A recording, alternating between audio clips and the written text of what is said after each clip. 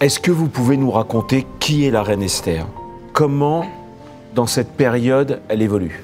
Ce qui est intéressant lorsqu'on regarde la vie d'Esther, qui représente l'héroïne du peuple juif, c'est que Esther en hébreu ça veut dire lehastir. Lehastir c'est cacher.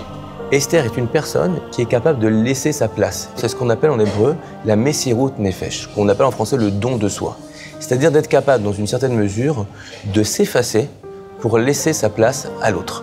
Esther va s'effacer face à son nom. Esther va s'effacer pour laisser sa place au roi Achashvérosh qui va être extrêmement admiratif. Eh bien, c'est la même chose. Lorsqu'il y a besoin pour le peuple juif, Esther va être capable de dire « Au fond, ma vie, ce n'est pas très important. Ce qui est important, c'est le projet.